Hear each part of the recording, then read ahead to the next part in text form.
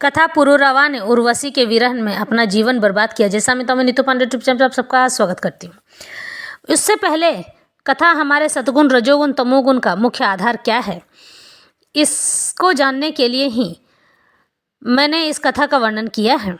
जब मनुष्य अपने जीवन में सतगुण, रजगुण और तमोगुण को जान जाता है तो वह जान पाता है कि मनुष्य शरीर में रहकर वह किस स्थिति में जी रहा है। जब मनुष्य अपने स्थिति को सुधार लेता है और सतगुण में पहुंच जाता है तो ईश्वर तक पहुंचने का सरल और सुगम मार्ग सतगुण ही पाया जाता है। लेकिन उसके लिए भी मेहनत करनी पड़ती है। हमने कई कथाओं में सुना है कि सतगुण क्या है, रजोगुण क्या है और तमोगुण क्या है। असल में ये सारे प्रकृति में निहित हैं। जो भी जीवों में पाई जाती है उन्हीं गुणों के आधार पर मनुष्य का अगला जन्म निर्धारित किया जाता है।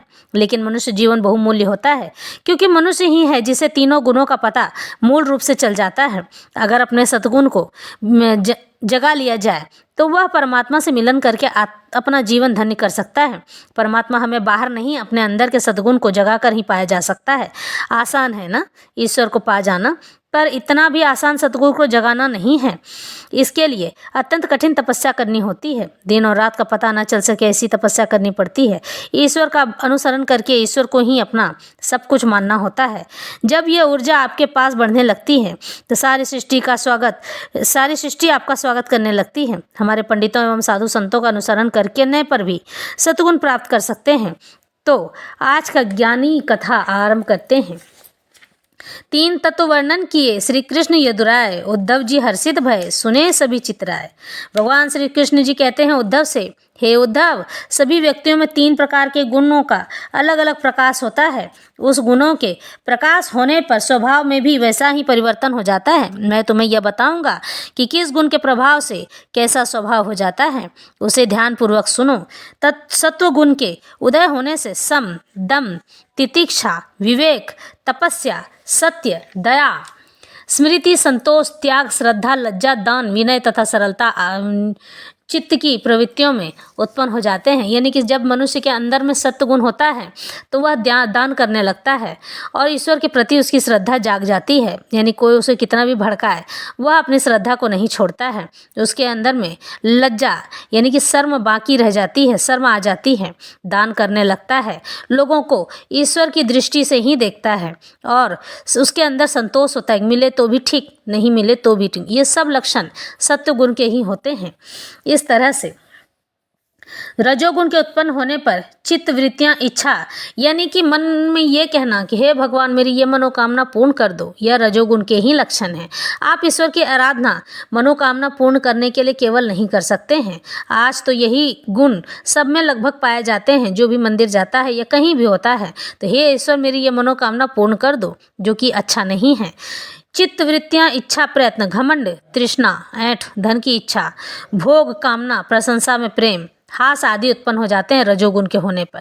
तमोगुण के होने पर क्रोध, कृपणता, मिथ्या भाषण, हिंसा, कलह, शोक, मोह, निद्रा आदि चित्त की वृत्तियां उत्पन्न हो जाती हैं। यानी कि आदमी एकदम घमंडी होगा और बोलेगा अरे मैं घर बना लिया, अरे मेरे पास इतने पैसे हैं, अरे ये काम तो मैं अकेले ही कर सकता हूँ, तो मैं और मेरा, यह चीज़ उत्पन्न होने पर तमोगुण कहलाता है। जो ये किसी का सगा नहीं होता। तमोगुण वाले व्यक्ति किसी के सगे नहीं होते, सिर्फ अपने होते हैं। अपने भी नहीं होते हैं, अपने भी धोखा खाते हैं और दूसरों को भी परेशान करते हैं। मेरेपन का भाव विशेष उत्पन्न हो जाता है। मैं हूँ या मेरा है, मैं कामी हूँ, मैं क्रोधी हूँ, इस प्रकार का भाव तीनों गुण के मिश्रण होने पर उत्पन्न हो जाता है। जब मनुष्य अर्थ, कम कर, धर्म, काम तीनों पुरुषार्थ में लीन रहता है तब तत्सत्व गुण से श्रद्धा, रजोगुण से रति और तमोगुण से धन मिलता है। जब मनुष्य सकाम भाव से कर्म करता है, गृहस्थ आदि स्वधर्मों में अधिक प्रीति करता है तो उसे तीनों गुणों का मिश्रण समझना चाहिए। मानसिक शांति तथा स्वधर्म में रत रहना, ईश्वर भक्ति करना आदि सतोगुणी पुरुष के लक्षण हैं। सकाम भाव से काम करना रजोगुणी पुरुष के लक्षण है। क्रोध, हिंसा तमोगुणी पुरुष के लक्षण है। पुरुष हो अथवा स्त्री जो निष्काम भाव से मेरी आराधना करते हैं वे सतोगुणी हैं। जो सकाम भाव से मेरी पूजा करते हैं वे रजोगुणी हैं। शत्रु भाव से पूजा करते हैं वे तमोगुणी हैं। इन गुणों में मेरा कोई संबंध नहीं है, केवल जीव का संबंध इन गुणों से है।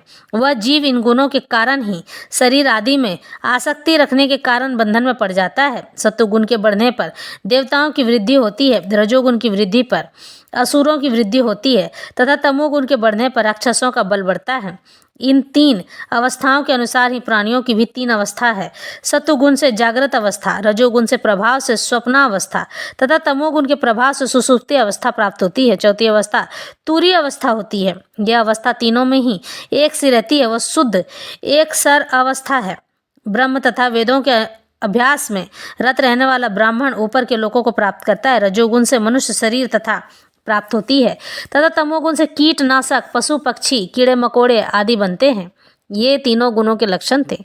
तो मनुष्य को चाहिए कि मनुष्य जीवन धन्य उससे मिला है, इसलिए वह सतगुण को अपनाए और ईश्वर की भक्ति करता रहे। तो आज पुरूरवा की कथा आरंभ करते हैं।